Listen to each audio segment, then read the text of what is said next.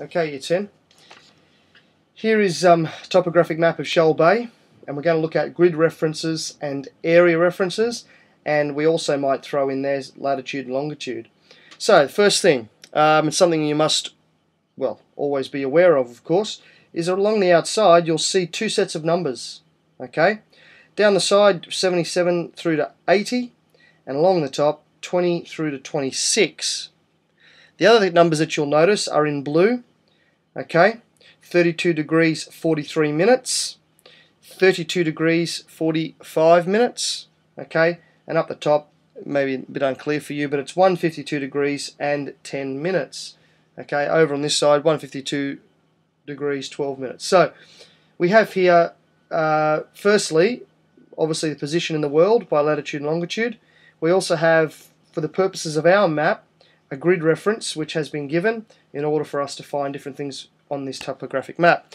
Now, as Mr. Vuki says, in order to remember the way to go about your grid references, you must walk to the tree before you climb it.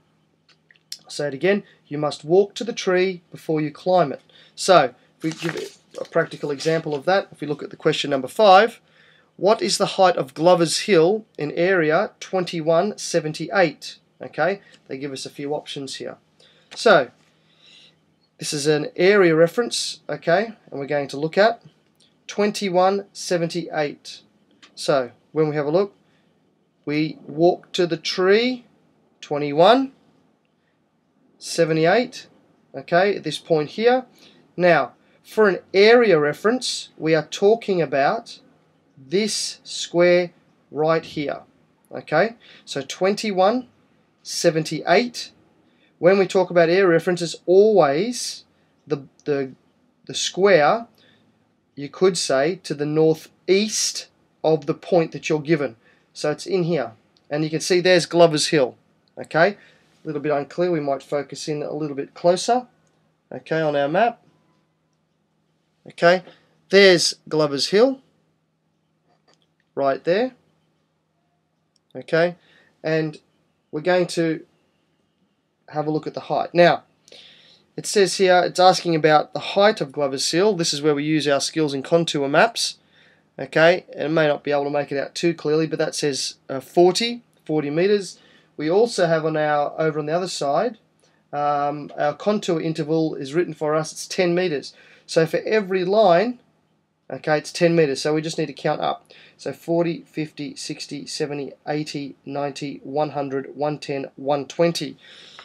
Okay, so if we go back to our question, okay, now we know here that it doesn't end bang on 120, because we know that there's a part in here, the middle part, obviously, which would obviously rise like a hill. So we know that it's above 120, but we know it's below 130 because there's not another contour line in there. So the answer for that is B. Okay, so we've used area reference, we've also used our contour lines. Now, if we talk about a grid reference is much more specific. And the way that works, for example, if we look at this question here, what is the physical feature located at grid reference 23.4.77.5? Okay, so have a look. The only thing we have to remember is if we just bring it back into... Okay, I might just zoom out for a moment just so we can see all the map a little bit clearer. That might be a bit better. Bring the numbers into view. So, if we go back to that grid reference, much more specific, we walk to the tree, so we go 23 and 0.4. It's almost halfway, so let's say it's about here. We'll put that little dot on it.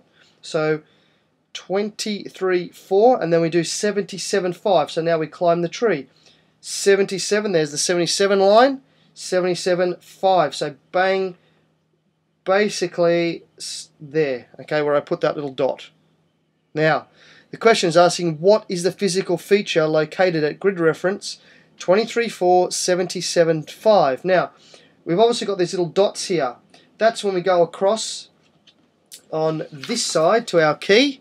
Now, if we can zoom right in, I might bring it right down.